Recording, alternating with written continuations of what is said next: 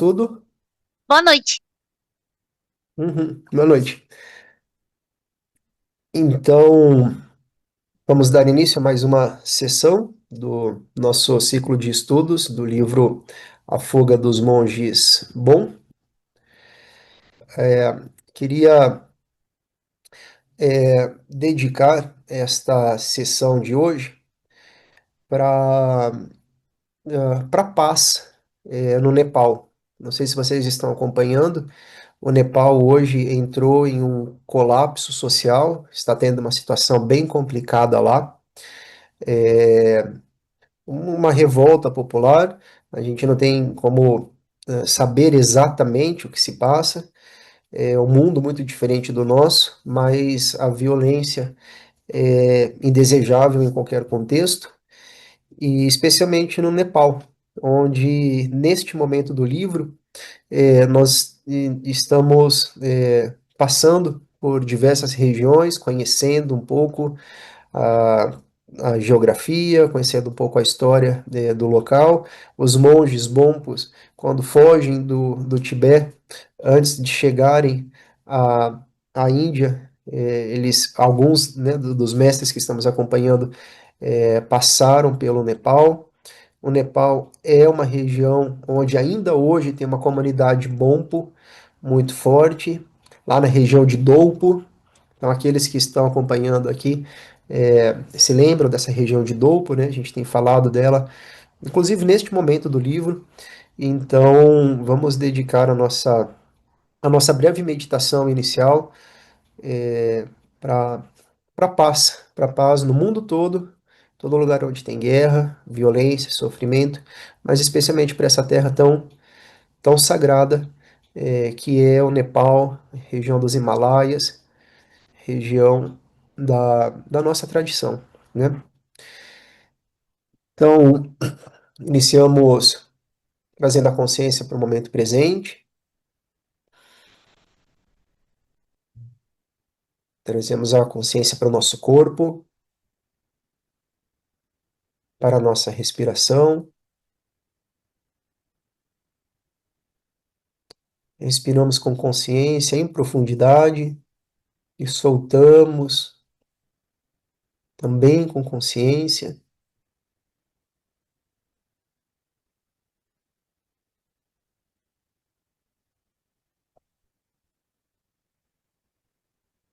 Nesta hora, deixamos para fora todas as preocupações, todos os problemas,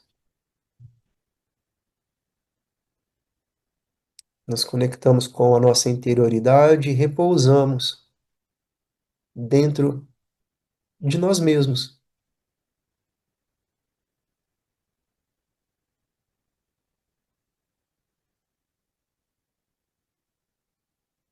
Estamos dedicando também todo esse ciclo de estudo a Yongtse Rinpoche, o mestre dos nossos mestres, o detentor das principais linhagens do bom,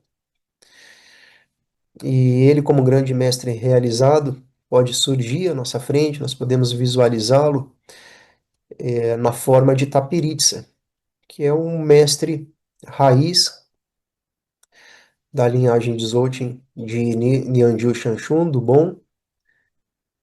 Tapiritsa é o aspecto luminoso, o aspecto iluminado da nossa própria mente e da mente de todos os seres, particularmente dos seres iluminados e realizados como Yongtse Rinpoche.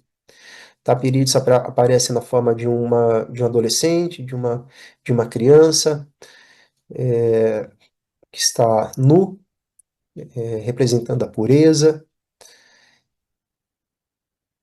que é a natureza de nossa própria mente. Ele aparece como uma luz branca, um cristal branco, luminoso. Da forma que vocês se sentirem mais conectados, visualizem essa luz branca, na forma de uma criança. Da testa de Tapiritsa, vem uma luz branca até a nossa testa que nos empodera, nos traz bênçãos, nos traz uma energia de iluminação, da iluminação do nosso próprio corpo. O que a gente busca, o que a gente pede para os mestres é que eles nos ajudem a reconhecer a nós mesmos como Budas, como expressão da iluminação. E com essa luz branca, nós estamos particularmente buscando as bênçãos para reconhecer o nosso corpo como corpo iluminado. Quer seja como o corpo está agora, com dor, com incômodo, ou com uma sensação agradável de descanso, não importa. Nosso corpo agora, se nós temos a confiança nessas bênçãos, é o corpo iluminado que está presente. Da garganta de Tapiritsa nós recebemos uma luz branca que nos empodera, nos abençoa com a fala iluminada. A nossa fala também está iluminada. É a iluminação sendo transmitida da garganta do mestre, da garganta do guru para a nossa garganta.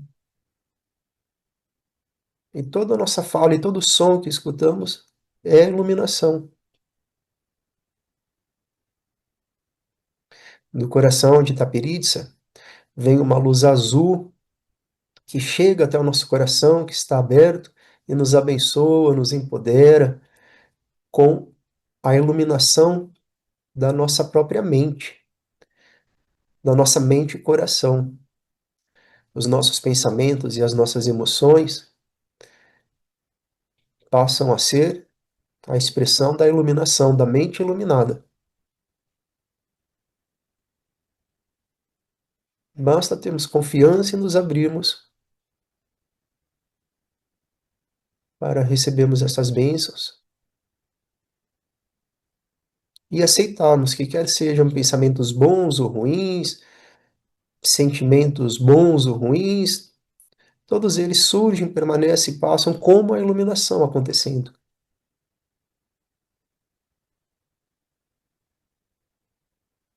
Ou seja, não há nada que não esteja iluminado. Tudo é luz, tudo é a união da luz com o espaço onde tudo surge, permanece e passa, e a gente repousa nesse reconhecimento.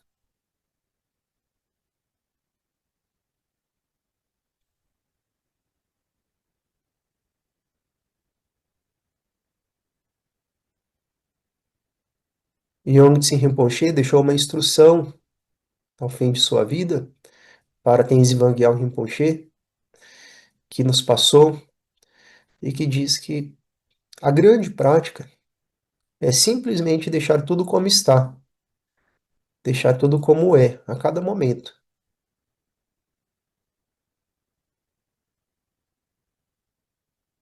Por quê? Porque tudo é perfeito, tudo é completo, tudo é luz.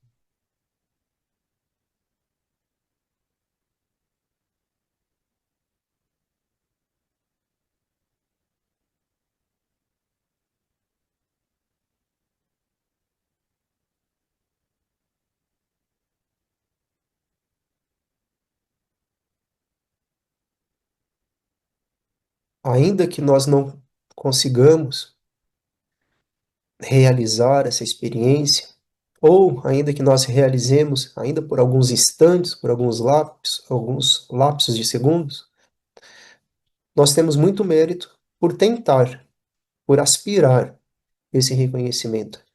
Então, nós dedicamos o mérito dessa nossa tentativa para o benefício de todos os seres, especialmente, então, para as pessoas que neste momento no Nepal, quer seja por qual circunstância que for, esteja, estejam sofrendo, estejam em agonia, estejam passando por esse processo de violência causado por guerra.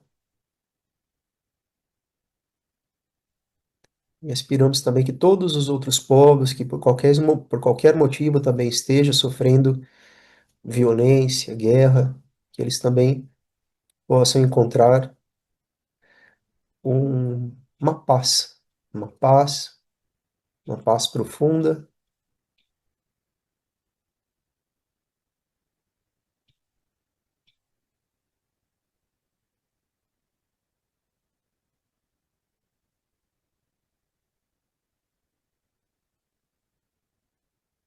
E assim, podemos então dar início à nossa leitura.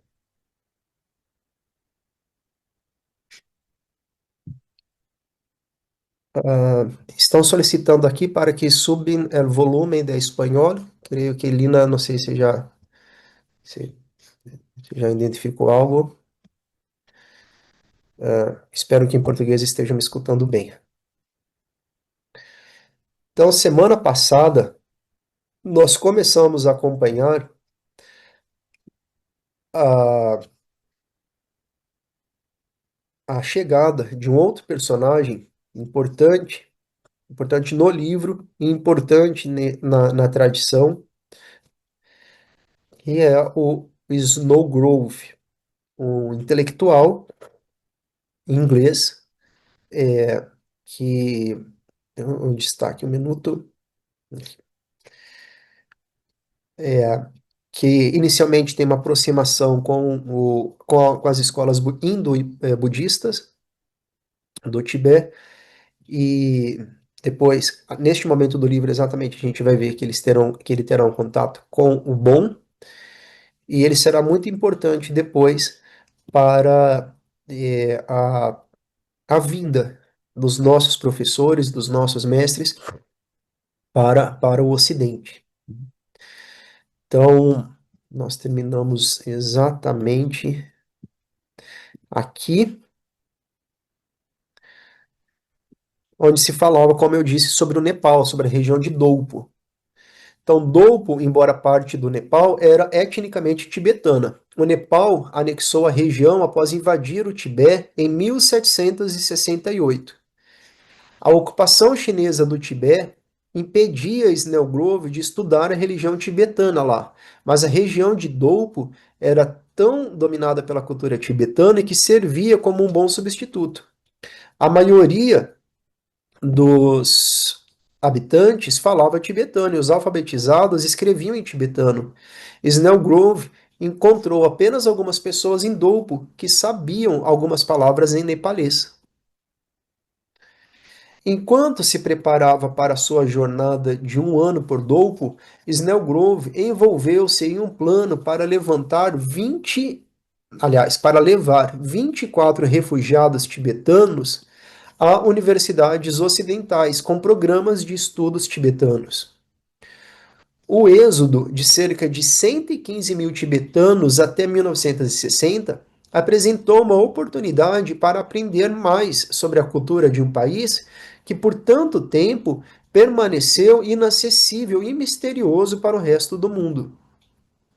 A Fundação Rockefeller disponibilizou 325 mil dólares, que no ano de 2022 corresponderia a cerca de 3,25 milhões de dólares.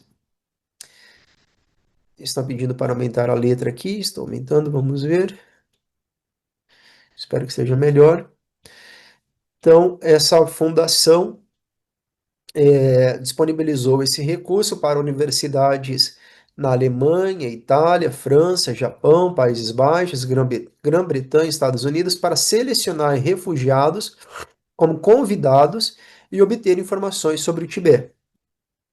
A fundação esperava que esse investimento inicial levasse à criação de escolas permanentes de estudos tibetanos nas universidades. Snellgrove recebeu 57 mil dólares, cerca de 570 mil dólares em valores de 2022, para levar vários refugiados à School of Oriental and African Studies da Universidade de Londres. Snellgrove queria escolher 4 ou 5 bompos para aprender mais sobre o bom, que ele acreditava estar mais próximo do budismo do que budistas ou bompos admitiriam. Então vamos lembrar isso, a gente não pode esquecer, né, que até pouquíssimo tempo, bompos e budistas não se relacionavam. É uma história longa de perseguição dos budistas em relação aos bompos, e isso só vai se resolver justamente no exílio. Enquanto eles estavam lá no Tibete, eles eram aí bem antagônicos. Mas como nós temos essa dialética no mundo, né, essas contradições, então quando eles passam a ter um inimigo comum, que no caso é a China, o governo chinês, então eles têm que sobreviver fora do Tibete e passam a se apoiar. Hoje a relação de budistas e bompos é uma relação muito pacificada, né? Na verdade até de integração.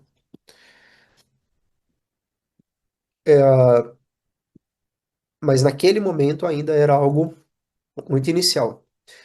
Seu plano horrorizou o Dalai Lama e seus conselheiros, que eram membros da seita Gelug, dominante no budismo tibetano. Isso é importante dizer também, o Dalai Lama só vai reconhecer o bom e incluir o bom no governo no exílio no final dos anos 80. Aqui nós estamos nos anos 50, 60, né? Chegando nos anos 60. Então, não havia qualquer possibilidade dessa aproximação que o Snell Group estava propondo.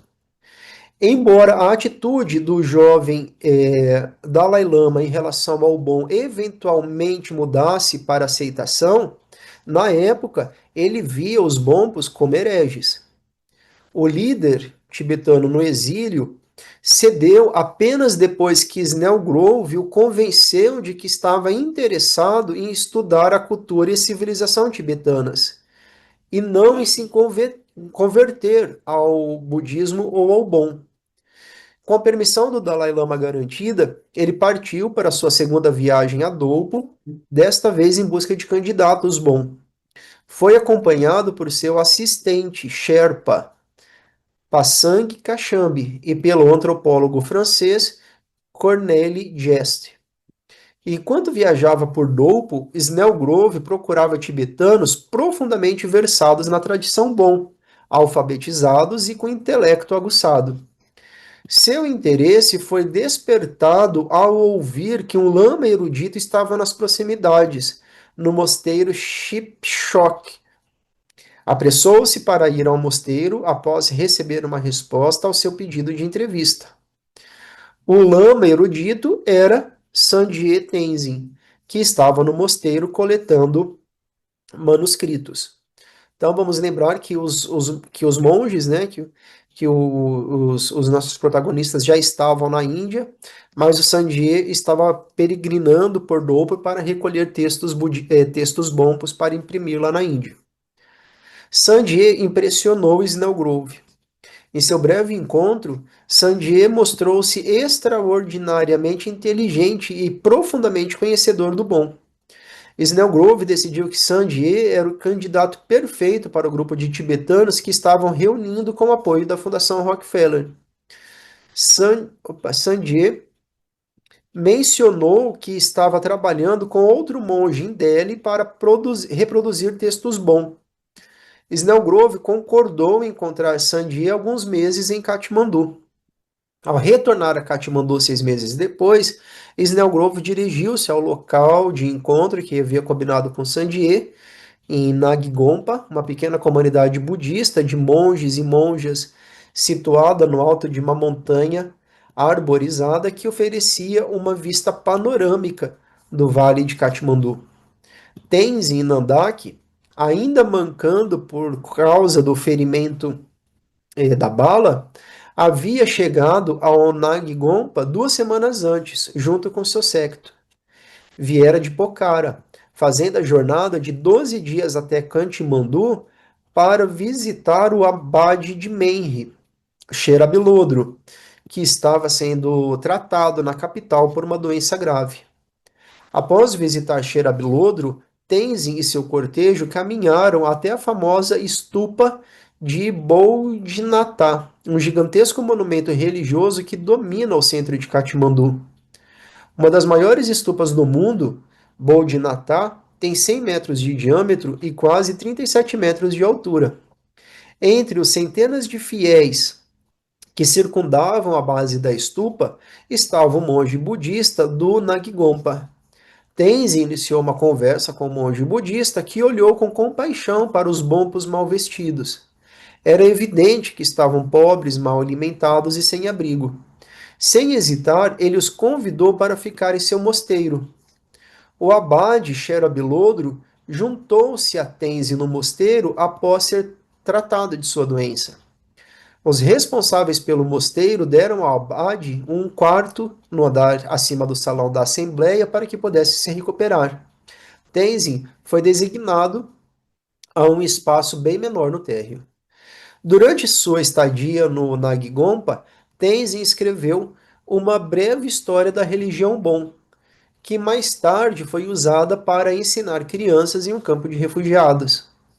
Ele teve tempo para refletir sobre tudo o que havia sido perdido: os mosteiros arruinados, os monges presos e espalhados por terras estrangeiras, os textos sagrados destruídos. Ele desesperava por ver sua religião e modo de vida. Ele desesperava por sua religião e modo de vida. Tomar medidas significativas para proteger a cultura bom parecia uma tarefa de Sísifo. Mal conseguia se alimentar e se vestir, quanto mais assumir um projeto tão desafiador. No entanto, estava certo de que uma resposta viria, e ele não estava errado. No Nagigompa, Tenzin recebeu a visita do monge que havia conhecido 5 anos antes no mosteiro Menri, o Sangye Tenzin. Sangye parou brevemente no Nagigompa em seu retorno da expedição de busca por textos. Esse breve encontro se transformaria em uma amizade para toda a vida. Sanjay já havia deixado Nagigompa quando Snellgrove chegou para o encontro, mas o estudioso britânico iniciou uma conversa com Tenzin e ficou impressionado com seu vasto conhecimento. Fez uma cópia de uma breve história da religião Bon para usar em suas pesquisas. Ficou tão impressionado com Tenzin que voltou alguns dias depois e o convidou para ir a Londres. Uma oportunidade para Tenzin, que naquele momento estava temporariamente sem posto monástico ou propósito. Embora tentado, recusou a oferta de Snellgrove, dizendo que não podia deixar seus assistentes. Snellgrove contrapôs com uma oferta de levar seus assistentes posteriormente, e Tenzin aceitou. Tenzin e seus companheiros monges pareciam desleixados e mal alimentados, o que levou Snellgrove a perguntar sobre seu bem-estar.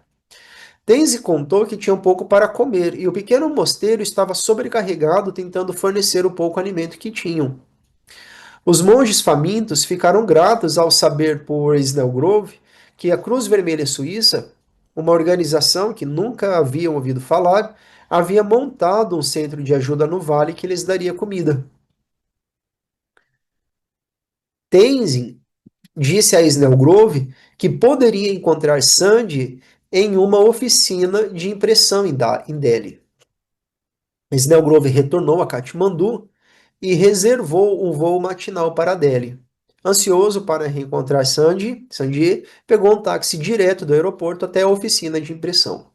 Sandy ainda não havia retornado à oficina e Santen dormia profundamente sobre uma longa mesa de trabalho que usava como cama quando foi acordado às 5 da manhã por um estranho ocidental que falava tibetano em um dialeto quase ininteligível para ele. Snellgrove estava falando em Sherpa, um dialeto tibetano muito diferente do dialeto do leste do Tibete falado por Santen. Com apenas uma breve introdução, o estranho iniciou um interrogatório ao monge confuso. Snellgrove disparava perguntas a Santen, como se acordar um estranho às 5 da manhã e interrogá-lo sobre sua religião fosse algo comum. A estranha aparição inicialmente assustou Santen, mas eventualmente ele conseguiu decifrar fragmentos do dialeto desconhecido. Começou a responder às perguntas que o ocidental imperioso lhe lançava. Snellgrove perguntou a Santen sobre sua origem, mas estava particularmente interessado em seu conhecimento sobre o bom. O interrogatório continuou até que Snellgrove, satisfeito com as respostas de Santen, anunciou que partiria e retornaria à oficina mais tarde. Desapareceu, deixando o monge atônito para trás. Sem que Santen e Sanjay soubessem, Snellgrove havia decidido que eles eram candidatos perfeitos para se juntar a Tenzin no programa da Fundação Rockefeller. Agora, ele precisava da aprovação do Dalai Lama para seus candidatos antes de poder convidá-los para ir a Londres. Se tudo corresse bem, começaria a navegar pela burocracia indiana para garantir documentos de viagem. Tendo escolhido 3 monges Bompo, Snellgrove acrescentou um leigo budista de família aristocrática, Sonam Pandey, que convidou como concessão ao Dalai Lama. Então aqui está dizendo que o Dalai Lama autorizou que os 3 Bompos fossem a Londres, desde que esse budista, esse leigo budista, né, acompanhasse. Snellgrove esperava ver o Dalai Lama sentado em um trono baixo ao ser conduzido à sua presença, mas em vez disso, o encontrou em pé no meio de uma sala mobiliada com móveis que poderia ter visto em uma sala de estar londrina. Snellgrove e seu assistente, Passang, ajoelharam-se diante do Dalai Lama e cada um, por sua vez, apresentou um kata de seda branca, que o líder tibetano então colocou sobre seus ombros. Após o Dalai Lama aprovar a lista de candidatos apresentada por Snellgrove, os dois engajaram-se em uma discussão de 90 minutos sobre o aparente conflito entre a ideia tântrica de canais psíquicos verticais no corpo humano e o conhecimento atual da fisiologia humana. O Dalai Lama ficou tão absorvido nessa discussão arcana que ignorou os olhares ansiosos de seu camareiro enquanto a conversa se estendia além do horário previsto para outros compromissos. E nós sabemos, né, que Sua Santidade o Dalai Lama realmente ele é fascinado por esse diálogo entre os conhecimentos tibetanos e a ciência ocidental. E essa passagem nos indica justamente isso. Que ele passou bem mais tempo ali conversando com o Snellgrove porque era uma conversa sobre esse diálogo intercultural, vamos chamar assim. Na manhã seguinte, o camareiro enviou um jipe para o uso de Snellgrove. O estudioso britânico partiu com Passang Sonampadem para Dalhousie, o retiro de verão dos oficiais britânicos durante a era colonial, que havia sido transformado em campo de refugiados tibetanos pelo governo indiano. 3 igrejas cristãs de pedras abandonadas, da Igreja da Inglaterra, Igreja da Escócia e da Fé Católica, dominavam Dalhousie, vestígios do Raj britânico. Outrora cheias aos domingos com famílias de soldados britânicos, diplomatas, burocratas e empresários, haviam se tornado pontos de parada para viajantes. Refugiados tibetanos lotavam as vilas abandonadas espalhadas pelas colinas ao redor, onde antes os oficiais coloniais britânicos descansavam. Após deixarem seus pertences em um hotel decadente, Snellgrove e seus companheiros caminharam pela cidade. Encontraram um jovem monge tibetano sem a perna direita, que mancava em sua direção com a ajuda de uma bengala feita de um galho. Era Tashi Lagpa Kedrup, que havia ajudado o Lama Sharpa a escapar do mosteiro Sera durante a revolta de 1959 em Lhasa.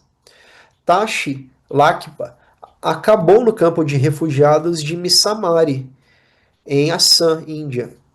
Enquanto trabalhava em um grupo cortando uma árvore, um galho pesado se desprendeu e esmagou sua perna. Os responsáveis pelo campo recusaram-se a permitir que ele fosse tratado em um hospital próximo. Desenvolveu gangrena.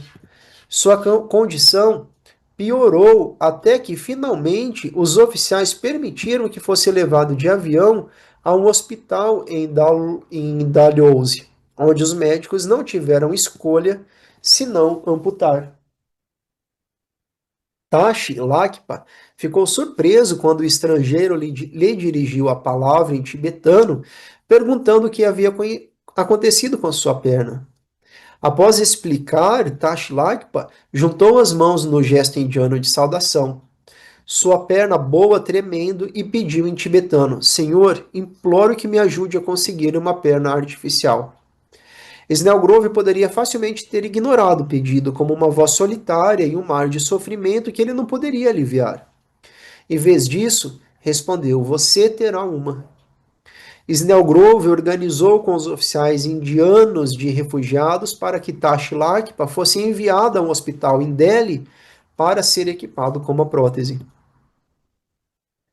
Após uma breve estadia em Dalhousie, Snellgrove pegou o trem de volta para Delhi, chegando em abril de 1961. Lá encontrou Sandy e Santen para apresentar a possibilidade de irem para a Inglaterra. A ideia parecia fantasiosa para os tibetanos. Eles não faziam ideia onde ficava a Inglaterra ou sequer que era uma ilha. Reuniu-se várias vezes com eles até que finalmente concordaram. Agora, Snellgrove precisava buscar Tenzin, que havia consentido em ir para a Inglaterra com a condição de que seus dois assistentes mais leais o seguissem posteriormente. Snellgrove enviou, enviou Passang em um voo para Katmandu para buscá-los. Ainda mancando, Tenzin estava no Nagigompa, de onde ele e dois assistentes embarcaram em um jipe para o trajeto acidentado por uma trilha esburacada até Katmandu. Tenzin já havia visto caminhões e carros, mas essa foi a sua primeira viagem deles. Lembrou-se dela como sendo áspera e desagradável. Ao chegar, os assistentes retornaram ao mosteiro com o entendimento de que pegaria um voo posterior, enquanto Tenzin e Passang embarcaram em uma aeronave rumo a Delhi. Voar era uma experiência nova e assustadora para Tenzin. Ele agarrou-se firmemente ao assento enquanto o avião decolava. Durante o voo, sofreu um forte caso de enjoo, uma condição que acompanharia por toda a vida.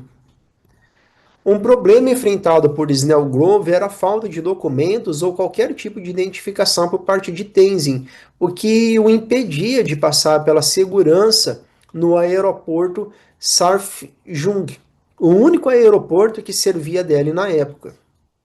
E aqui tem uma nota dizendo que o aeroporto foi transferido para uma base militar em Palamã em 1962 e renomeado como Aeroporto Internacional Indira Gandhi em 1986. Snellgrove conseguiu uma audiência para os três monges Bonpo com o Dalai Lama, que emitiu uma carta dizendo que queria se encontrar com Tenzin. A carta, junto com alguma negociação por parte do Snellgrove, permitiu que Tenzin saísse do aeroporto. Lá, ficou claro para Tenzin que, apesar de seus protestos vigorosos, os companheiros que havia deixado em Katmandu não viriam. Tenzin sentiu-se traído e quase voltou para Katmandu. Após um momento de reflexão, a razão clara superou a indignação e a decepção. Voltar significaria desperdiçar uma oportunidade rara. Snellgrove talvez tivesse feito uma promessa falsa para atraí-lo a Londres, mas o estudioso poderia abrir portas para os tibetanos. Além disso, era a única oportunidade promissora para um alto lama privado de suas funções normais e sem um mosteiro para presidir. Tenzin jamais esqueceria a promessa quebrada de Snellgrove. Com seus novos protegidos em mãos, Snellgrove precisava apresentá-los ao Dalai Lama. O Dalai Lama estava visitando Delhi, hospedado na luxuosa casa de hóspedes do governo indiano, o Palácio Chowmahala, um deslumbrante complexo de edifícios suntuosos e amplas piscinas, construído pelo Nizam de Hyderabad,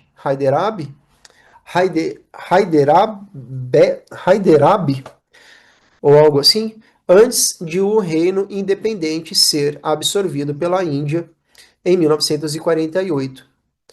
Esse foi o primeiro encontro dos monges com a figura mais poderosa e sagrada do Tibete. A simples ideia de poder estar em sua presença os enchia de reverência. Os três monges se jogaram ao chão em prostração assim que foram conduzidos à sua presença.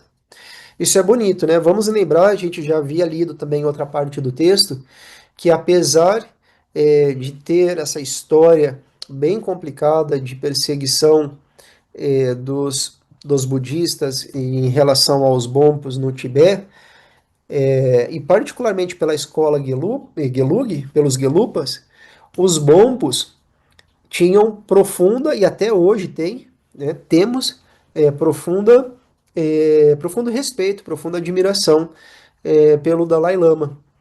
E, e aqui é uma passagem que reforça isso. Então, os três monges se jogaram ao chão em prostração assim que foram conduzidos à sua presença. O Dalai Lama lançou perguntas aos monges, que permaneceram com os rostos voltados para o chão. Um assistente aproximou a cabeça dos monges para ouvir as respostas sussurradas, evitando que falassem diretamente com uma divindade. E então repetia as respostas do Dalai Lama. Tenzin apresentou ao Dalai Lama uma cópia de Uma Breve História da Religião Bon e o informou sobre a sua própria formação e sobre o estado dos mosteiros no Tibete. O Dalai Lama perguntou a Tenzin: Nós que deixamos nossa terra, temos a responsabilidade de preservar nossas respectivas religiões e pensar em semear as sementes para o futuro. Os tempos mudaram no Tibete, e isso é o melhor que podemos esperar.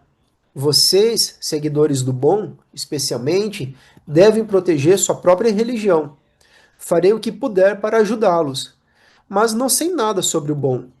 Não seria melhor você ficar aqui em vez de ir para o exterior? Tenzin respondeu: Concordei em ir por 3 anos. O que devo fazer?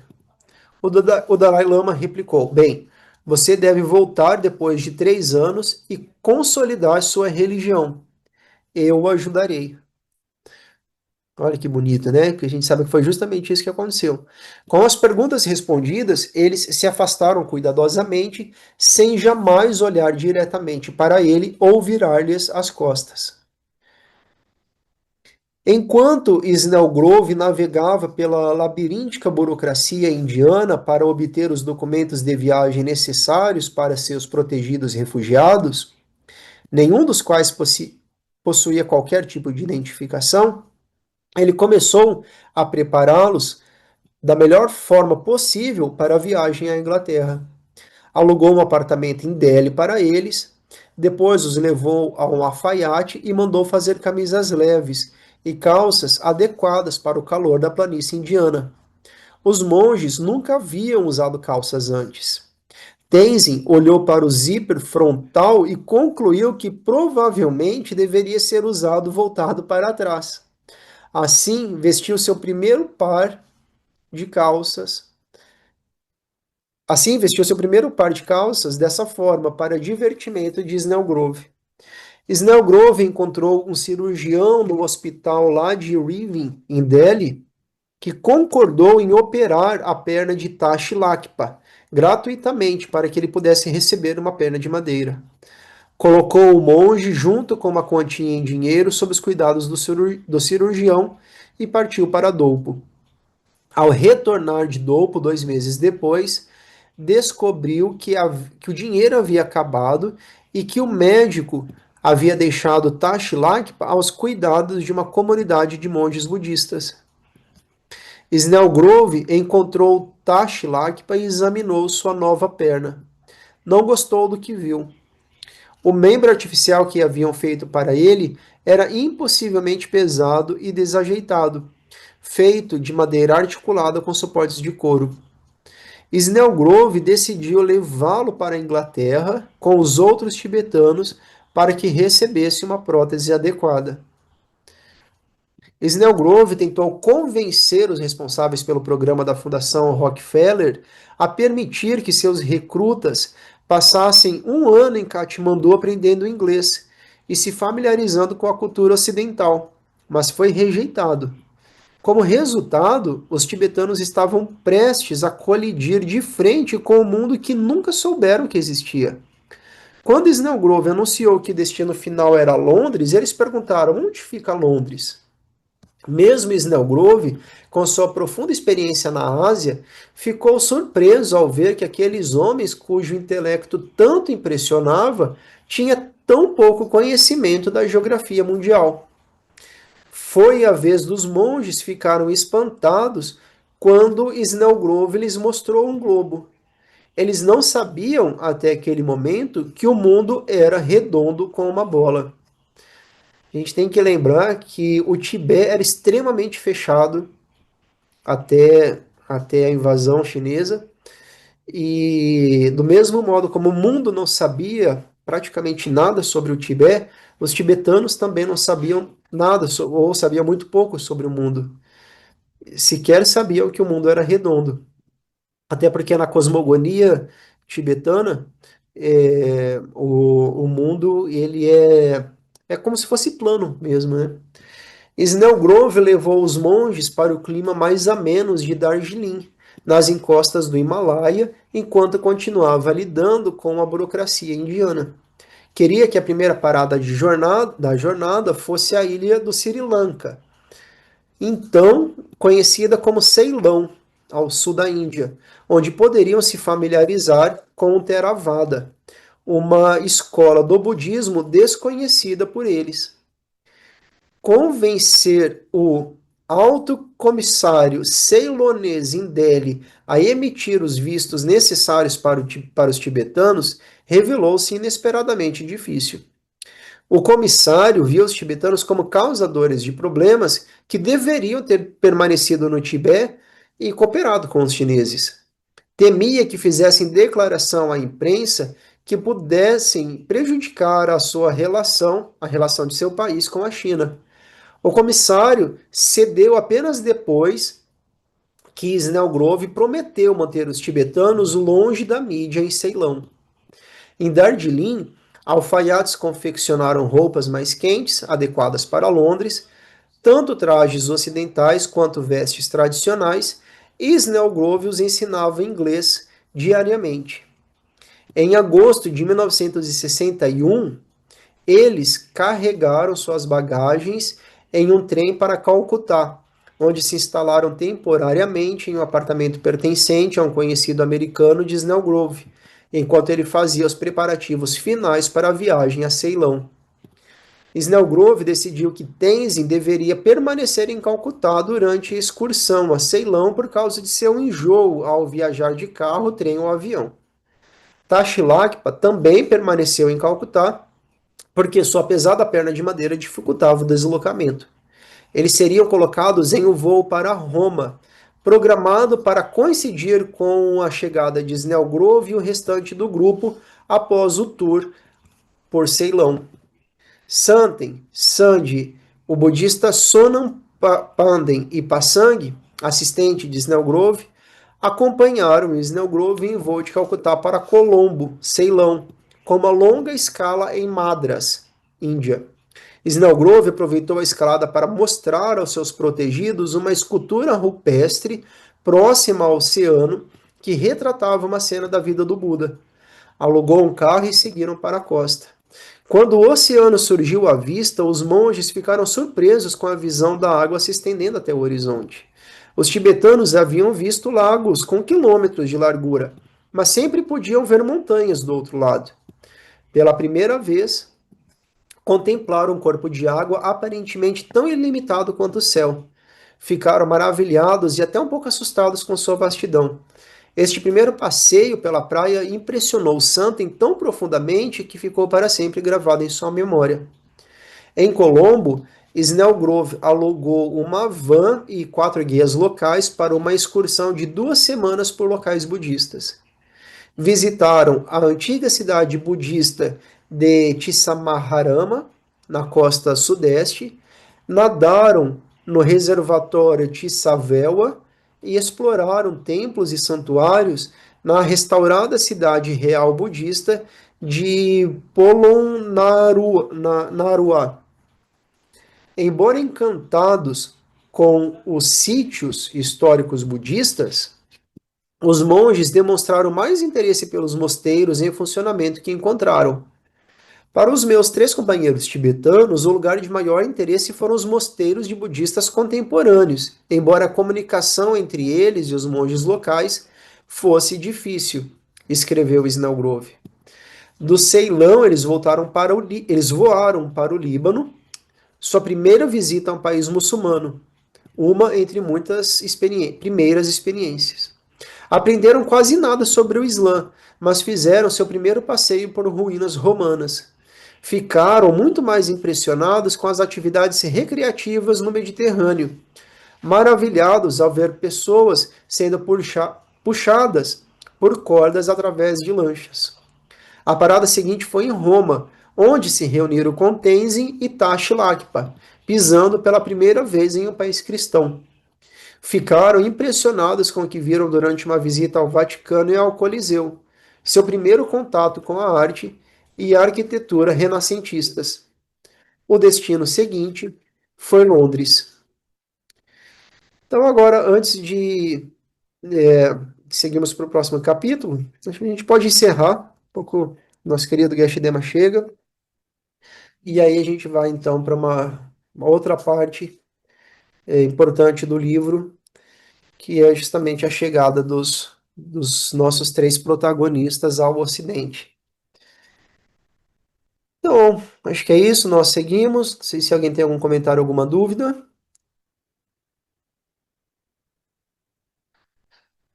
Então, eu agradeço a participação de todas e todos e nos vemos na próxima terça-feira. Ou, para quem puder, seguimos aqui daqui a pouquinho com a prática de Cho com Geshe-dema. Gratidão, pessoal. Boa noite.